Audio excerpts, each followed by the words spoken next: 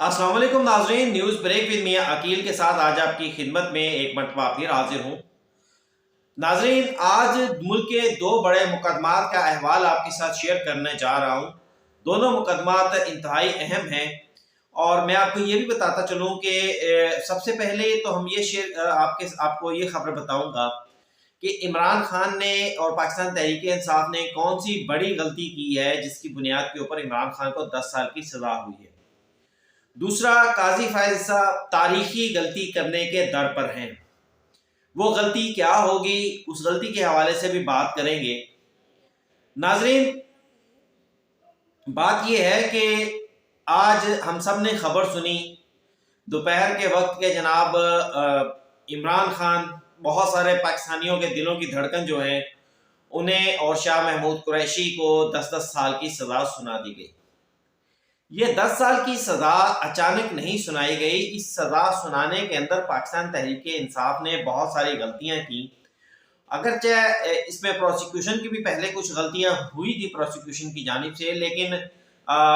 उसमें बदकिस्मती इमरान खान साहब की कि प्रोसिक्यूशन की गलतियों को इमरान खान के वकला ने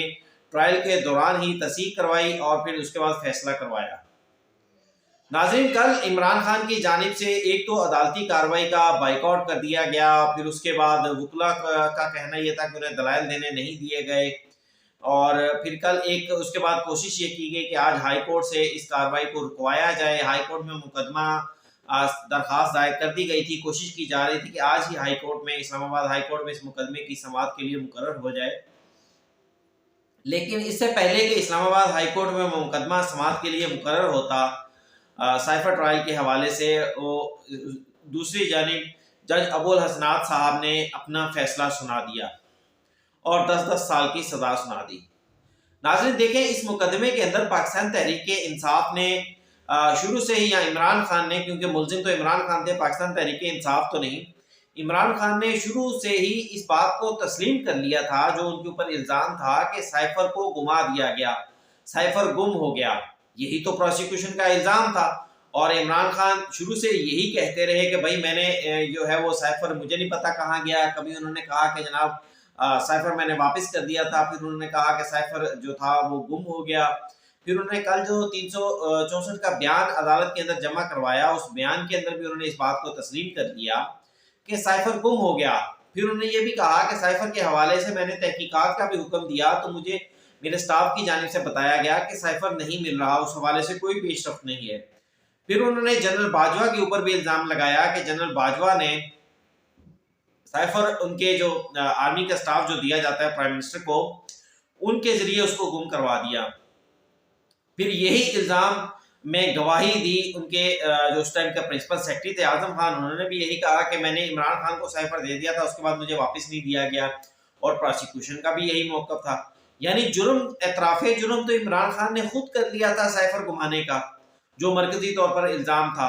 और दूसरी बात, जो प्रोसिक्यूशन का इल्ज़ाम था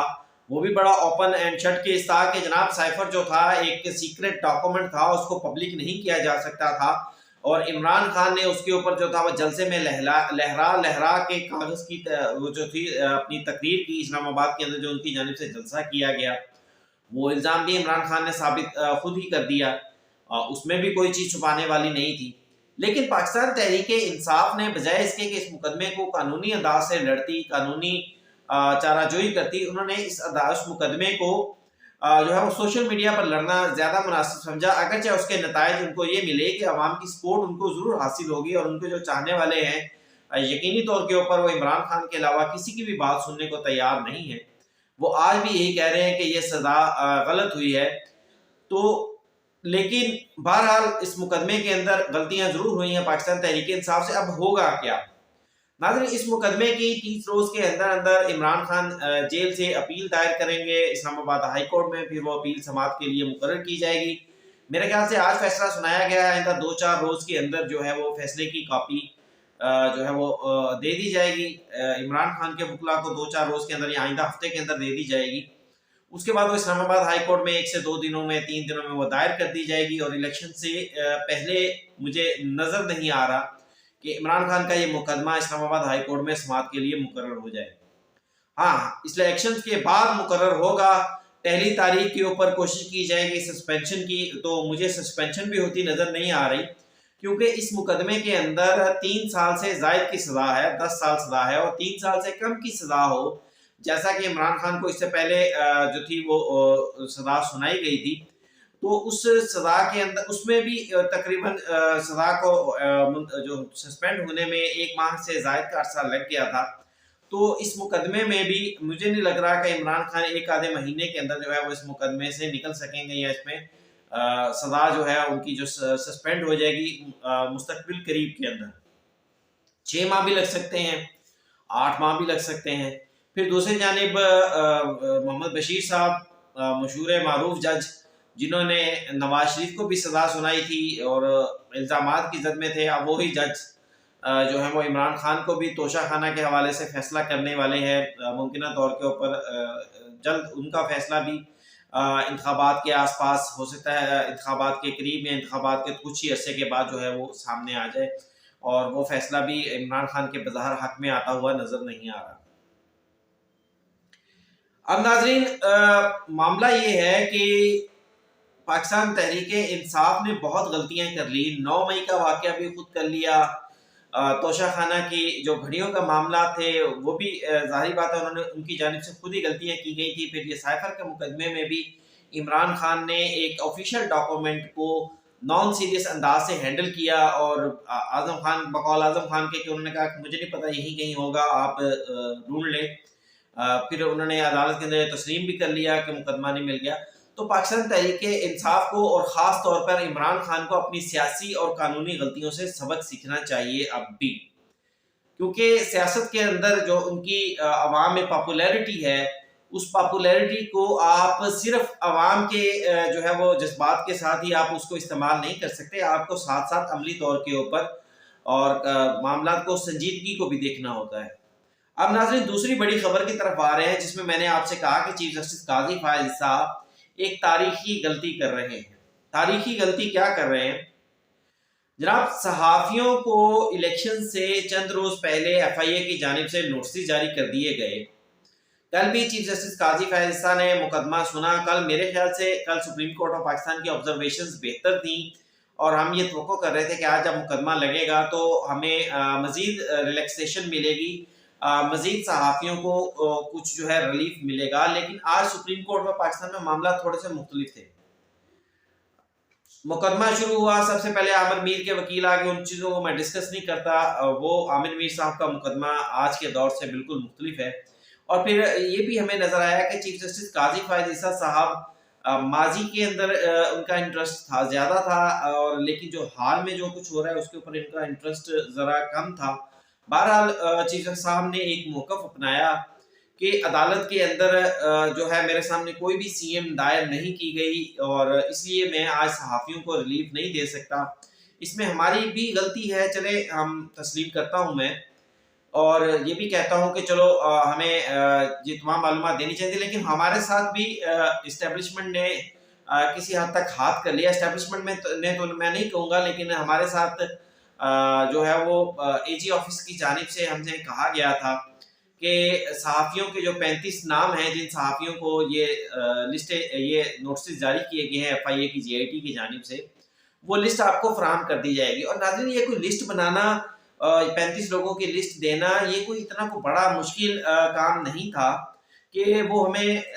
3 بجے، اگر کل ہماری میٹنگ 1:30 بجے میٹنگ ہوتی ہے، پھر 3 بجے کے قریب ہمیں کہا جاتا ہے کہ دے دیں گے، 5 6 7 8 10، پھر آج صبح کو کہا گیا کہ ابھی لسٹ آپ کو دے دیں گے، لیکن وہ لسٹ ہمیں ابھی تک نہیں دی گئی۔ کن صحافیوں کے نام ہیں ہمیں نہیں پتا، ماسوائے ان کے کہ جن جن صحافیوں کو نوٹسز موصول ہوتے جا رہے ہیں ان صحافیوں کے نام سامنے آتے جا رہے ہیں۔ آج بھی ہمارے سپریم کورٹ آف پاکستان کے 2 صحافی وسیم احمد صاحب ہیں، آج کل پبلک نیوز سے ہیں، ان کا نوٹس ان کے گھر میں گاؤں میں موصول ہوا، اور دلچسپ بات یہ ہے کہ ان کو آج ہی 12 بجے بلایا گیا ہے اور آج ہی ان کو وہ نوٹس موصول ہو رہا ہے، جبکہ وسیم صاحب اسلام آباد میں ہیں، نوٹس ان کے ملتان کے ایڈریس کے اوپر موصول ہو رہا ہے، تو پریکٹیکلی ممکن نہیں تھا کہ وہ آج پہنچ پاتے۔ پھر راجہ بشارت صاحب ہیں، وہ ان کا کہنا ہے کہ انہیں بھی نوٹس موصول ہو گیا ہے۔ ایک عدیل سرفراز صاحب ہیں، بڑے مشہور ویلاگر ہیں، ان کا کہنا ہے کہ گھر پہ کوئی چٹھی آ گئی ہے، ملازمہ نے بتایا ہے، لیکن وہ بتا نہیں پا رہی کہ وہ چٹھی کیا ہے. کوشش کر رہا ہوں کہ اگر وہ نوٹس ہے تو میں اس کی تفصیلات آپ سے شیئر کر دوں. تو صحافیوں کو نوٹس ملنے کا سلسلہ تو آج جاری تھا. آج جب کیس کی سماعت شروع ہوئی تو ہم نے موقف یہ اپنایا، میں نے موقف یہ اپنایا کہ کیونکہ بطور پریزیڈنٹ پریس ایسوسی ایشن میری ذمہ داری تھی کہ عدالت کے سامنے تمام حقائق رکھوں کہ سر اٹارنی جنرل آفس کی جانب سے ہمیں فہرست نہیں دی گئی. اچھا نارملی جب بھی ایسے مقدمات ہوتے ہیں تو اور عدالت کے سامنے جب ایسی گریوینس رکھی جاتی ہے کہ جناب ہمیں تو ہمارے متعلق تفصیلات ہی نہیں معلوم تو ہم دائر کیا کریں، ہم پٹیشن کیا فائل کریں. تو چیف صاحب نے کہا کہ جناب آپ جیسی بھی تھی ادھوری پدھوری جو بھی آپ نے پٹیشن فائل کرنی تھی وہ آپ کر دیتے. سر اگر ہم ادھوری پٹیشن فائل کر دیتے تو اس پہ بھی ہم پھر وہ جھٹکے کھاتے کہ جناب آپ لوگوں نے یہ کیا فائل کر دیا، نہ سر ہے نہ پاؤں ہے. آپ کہہ رہے ہیں ہوا میں بات کر رہے ہیں کہ جناب نوٹسز آ رہے ہیں اور آپ کے پاس تو تفصیلات بھی نہیں ہیں. لیکن قاضی صاحب نے یا چیف صاحب نے آج اس میں کوئی ایسا آرڈر نہیں کیا کہ انہیں لسٹ تو فراہم کر دیں. اٹارنی جنرل نے بھی اس کے اوپر معاملے کے اوپر جو ہے وہ پنجابی میں کہتے ہیں چپیٹ مار لی اور کچھ بھی ہمارے ساتھ شیئر نہیں کیا. پھر ناظرین اس مقدمے کے اندر میں نے اور متی اللہ جان نے ہم نے کافی کوشش کی کہ صحافیوں کے جو نوٹسز ہیں انہیں آج وڈرا کروایا جائے، اور عدالت وڈرا کرنے کے اوپر تو بالکل نہیں آ رہی تھی. لیکن ایک لمحہ ایسے آیا کہ متی اللہ جان صاحب کی جانب سے اور میری جانب سے موقف اپنایا گیا کہ جناب یہ جو کچھ ہو رہا ہے یہ انتخابات میں فری اینڈ فیئر رپورٹنگ کو روکنے کے لیے ہو رہا ہے. الیکشن بڑا کروشل سٹیج کے اوپر ہے، چند روز کے بعد الیکشنز ہیں، ملک میں الیکشنز ہونے جا رہے ہیں. اور یہ صحافی میں نے پھر وہاں پر عدالت صاحب نے موقف اپنایا کہ جناب صحافی اپنی عدالتی ذمہ داریوں کو پورا کریں گے، اپنی صحافتی ذمہ داریوں کو پورا کریں گے، یا وہ ایف آئی اے کے نوٹسز جا کر بھوکتے پھریں گے؟ روز ان کی پیشی ہوگی ایف آئی اے کے اندر. آج ایک کو بلایا ہے، کچھ لوگوں کو آج بھی بلایا، کچھ کو کل بھی بلایا تھا اور کچھ کو کل دوبارہ بلایا گیا. اب میں چیف صاحب کے ساتھ یہ سامنے یہ موقف رکھنا چاہ رہا تھا کورٹ کے سامنے کہ سر کل اٹارنی جنرل سے جب ہماری ملاقات ہوئی جو کل کے نوٹسز تھے تو اٹارنی جنرل نے ہم سے کہا کہ وہ نوٹسز ختم ہو گئے، دوبارہ ان لوگوں کو بلایا جائے گا. آج بلانا تھا یہ کل بلانا تھا. تو اس کے اوپر میں یہ کہنا چاہ رہا تھا کہ جب ایک دن کے لیے نوٹسز اگر ختم ہو سکتے ہیں تو یہ نوٹسز کو 4 5 6 10 دنوں کے لیے آپ ختم کر دیں، انتخابات کے بعد کروا لیں. لیکن چیف صاحب کا اس میں ہمیں کوئی انٹرسٹ نظر نہیں آیا. چیف صاحب نے اس کے اوپر ہماری بات کے اوپر توجہ نہیں دی اور چیف صاحب نے یہی ہمیں بلیم کر دیا کہ آپ نے کچھ فائل نہیں کیا اس لیے میں کچھ نہیں کر سکتا. سر اب بات یہ ہے کہ اس کے بعد پھر تھوڑا سا جو تھا نرمی وہ جسٹس محمد علی مظہر صاحب نے دکھائی. جسٹس محمد علی مظہر شاید ہماری بات کو سمجھ گئے کہ بھائی یہ جو کچھ ہو رہا ہے یہ الیکشنز کے لیے ہو رہا ہے، الیکشنز کے بعد گورنمنٹ چینج ہو جائے گی، ممکنہ طور کے اوپر یہ ہمیں سارا کچھ کرنا ہی نہ پڑے، اور پھر یہ بھی ہو سکتا ہے کہ جو نئی گورنمنٹ آئے وہ بھی کنٹینیو کر دیں. ہم بھی یہی چاہ رہے تھے کہ نئی گورنمنٹ آ جائے گی، نئی گورنمنٹ کا سٹانس ہمارے سامنے آ جائے گا. تو جسٹس محمد علی مظہر نے اٹارنی جنرل فار پاکستان کو روشوں پر طلب کیا اور ان سے کہا کہ بھائی 8 فروری کو الیکشنز ہیں، آج 30 ہے، درمیان میں 5 فروری کی چھٹی ہے، سیچرڈے سنڈے ہے، 4 5 دن ورکنگ ڈیز ہیں، آپ 4 5 دن کے لیے یہ کاروائی روک دیں. اب اٹارنی جنرل جو ہیں وہ محمد علی مظہر صاحب کو بھی ایک کہانی آگے سے سنا رہے ہیں. وہ کہہ رہے ہیں کہ جناب میں نے جو کل عدالت کے سامنے آبزرویشن دی تھی کہ کسی کے خلاف کسی کو ہراساں نہیں کیا جائے گا، کسی کے تنقید کے اوپر بھی کسی کے بنیاد پر کسی کے خلاف مقدمہ درج نہیں کیا جائے گا، تو میں اس کے اوپر قائم ہوں. یہ ایک ٹیکنیکلی جو تھی نا وہ کیا کہتے ہیں اس کو ہم کہ عدالت سے کھیل کھیلا جا رہا تھا، لیکن جسٹس محمد علی مظہر نے کافی اس کے اوپر زور دیا. پھر جب چیف صاحب نے دیکھا کہ جناب جسٹس محمد علی مظہر ایک بات کے اوپر جو ہے وہ اڑ گئے ہیں اور ٹھیک بات ہے، تو پھر چیف جسٹس قاضی فائز اسحاق صاحب کو بھی شاید یہ بات کلک کر گئی، تو انہوں نے بھی الٹیمیٹلی پھر قاضی صاحب سے کہا کہ بھائی اٹارنی جنرل سے کہا کہ آپ اس معاملے کو چند دن کے لیے رہنے دیں، چند دن کے بعد دوبارہ انویسٹیگیٹ کر لیجئے گا سارے کچھ کو. جس کے اوپر اٹارنی جنرل پھر الٹیمیٹلی سرنڈر کیا، کہا کہ ٹھیک ہے سر اگر مائی لارڈز کی آبزرویشنز ہیں تو ہم اس معاملے کو عید کے بعد تک کے لیے لے جاتے ہیں. ہمیں عدالت کی جانب سے ڈائریکشن دی گئی معذرت کے ساتھ، ہمیں عدالت کی جانب سے کہا گیا کہ اگر آپ کچھ کرنا چاہتے ہیں تو آپ 184(3) کی پٹیشن فائل کر دیں. حالانکہ ہماری کوشش یہی تھی کہ ہم صرف صحافیوں کا مقدمہ لڑیں، لیکن اگر ہم 184(3) کی اپلیکیشن فائل کریں گے تو میرے خیال سے وہ پھر 184(3) کی اپلیکیشن سے صحافیوں کی حد تک نہیں رہے گی، کیونکہ 110 افراد کو نوٹسز جاری کیے گئے ہیں، صحافی تو سارے 30-35 ہیں، باقی کچھ سیاسی ورکرز بھی ہیں اور ان کے ساتھ ساتھ کچھ جو ہیں انڈیویجولز بھی ہیں، تو پھر ان سب کا مقدمہ الٹیمیٹلی ہمیں لڑنا پڑے گا، اور پھر مفاد عامہ کے اندر وہ درخواست آئے گی۔ سب سے پہلے تو مفاد عامہ کو اسٹیبلش کرنا پڑے گا، پھر اس کے بعد اس معاملے کو ہمیں جی آئی ٹی کو بھی چیلنج کرنا پڑ سکتا ہے، پیکا ایکٹ کو بھی چیلنج کرنا پڑ سکتا ہے، ممکن ہے ہم اس قانون کو ہی چیلنج کر دیں جس کے تحت یہ نوٹس جاری کیے گئے ہیں۔ تو اب اس میں کافی ساری چیزیں تھیں، لیکن عدالت کی جانب سے کیونکہ بڑا کہا گیا کہ اگر آپ چاہتے ہیں کہ آپ کا مقدمہ سنا جائے تو آپ 184(3) کی درخواست دائر کر دیں۔ ٹھیک ہے، ہم نے بھی فیصلہ کیا ہے کہ 184(3) کی درخواست دائر کی جائے گی۔ اب اس کا فیصلہ جو بھی ہوگا وہ دیکھیں گے، کس بینچ کے سامنے لگتی ہے، چیف صاحب کے سامنے لگتی ہے یا کسی اور بینچ کے سامنے لگتی ہے۔ لیکن ناظرین، تاریخی غلطی کیا ہے؟ تاریخی غلطی یہ ہے کہ چیف جسٹس قاضی فائز عیسیٰ ماضی کے معاملات سے نکل نہیں پا رہے۔ چیف جسٹس قاضی فائز عیسیٰ جو ہے وہ موجودہ حالات کو شاید دیکھ نہیں پا رہے۔ چیف جسٹس قاضی فائز عیسیٰ کا ٹینیور میں صرف اور صرف اب کتنا عرصہ رہ گیا؟ اکتوبر میرے خیال سے ان کی ریٹائرمنٹ ہو جانی ہے، 16 یا 17 یا 20 اکتوبر کو غالباً۔ تو صرف 8-9 مہینے رہ گئے ہیں، اور 9 مہینوں کا ٹینیور تو چیف صاحب گزر جائے گا سر، اس میں کوئی شک نہیں۔ آپ جو کرنا چاہ رہے ہیں انشاءاللہ وہ کر بھی جائیں گے، لیکن سر معاملہ یہ ہے کہ کسی بھی جج نے، کسی بھی چیف جسٹس نے، جب انہوں نے صرف اور صرف اپنے حال کو دیکھا کہ آج کیا ہو رہا ہے اور اس سے آنکھیں بند کر لی، تو پھر مستقبل جو آنے والا مستقبل ہوتا ہے، اس مستقبل کے اندر آپ کا وہ حال جو ہوتا ہے وہ ماضی بن جاتا ہے، اور ماضی کی وہ ایک سیاہ باب بن جاتا ہے ماضی کا۔ اگر سر آپ آج ہمیں فرض کرتے ہیں اسٹے نہیں ملتا یا ہمیں ریلیف نہیں ملتا، یہ تو ہونا کیا تھا؟ سپریم کورٹ آف پاکستان میں اگر 42 صحافی ہیں جو رجسٹرڈ ہیں، اور باقی 15-20 لوگ ہیں جو رجسٹرڈ نہیں ہیں، 60-70 صحافی ہیں،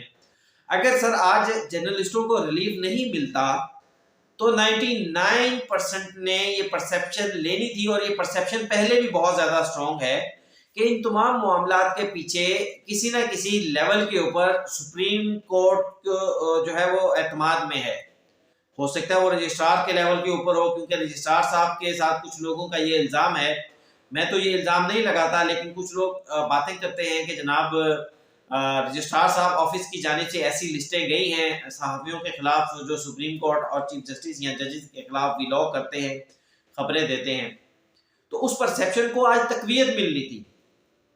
یہ تو شکر ہے خدا کا، کیونکہ ہم لوگ سپریم کورٹ کے ساتھ کام کرتے ہیں، تو سپریم کورٹ کی عزت اور احترام ہمارے لیے بھی جو ہے وہ لمحہ فکریہ ہوتی ہے۔ اگر سپریم کورٹ کے اوپر کوئی بات آئے تو اگر جسٹس محمد علی مظہر اس بات کو نہ کیپچر کرتے اور ریلیف نہ ملتا تو یقین جانیے صحافیوں کے اوپر یہ جو سختی آنی تھی، اس سختی کا سارا ملبہ سپریم کورٹ پر نہیں چیف صاحب پر آنا تھا۔ تو یہ بہت بڑی غلطی ہونے جا رہی تھی، بہت بڑی غلطی جو ہے وہ ہو رہی ہے کہ جناب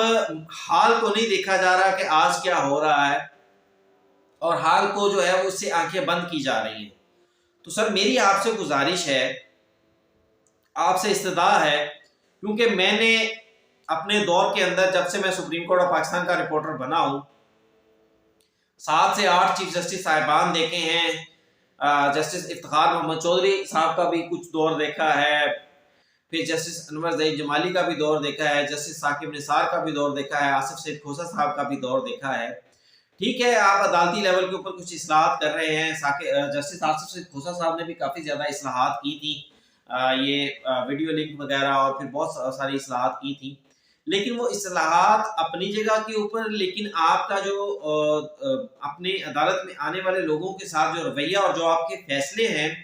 وہ آپ کی پہچان بنیں گے، وہ فیصلوں کی بنیاد کے اوپر آپ کو تاریخ میں یاد رکھا جائے گا۔ اب وہ فیصلے آپ کے فیصلہ کریں گے کہ تاریخ میں آپ کو کس طرح یاد رکھا جائے۔ تو سر جو بھی ہو جائے، پسند ناپسند ہم سب انسان ہیں، ہم سب کسی ایک پہلو کو، کسی ایک بات کو پسند کرتے ہیں، دوسری بات کو پسند نہیں کرتے، کسی ایک شخص کو پسند کرتے ہیں، دوسری شخص کو پسند نہیں کرتے، لیکن کم از کم ہمیں اس چیز کو ضرور مد نظر رکھنا چاہیے کہ ہم جو کر رہے ہیں اس کے نتائج کیا نکلیں گے۔ بس یہی میرا آج کا ویلاگ تھا۔ اس ویلاگ کے ساتھ مجھے دیجیے اجازت۔ ویلاگ کیسا لگا کومنٹس میں ضرور بتائیے گا، ویلاگ کو شیئر کیجیے گا، اور اس کے ساتھ مجھے دیجیے اجازت۔ اللہ حافظ۔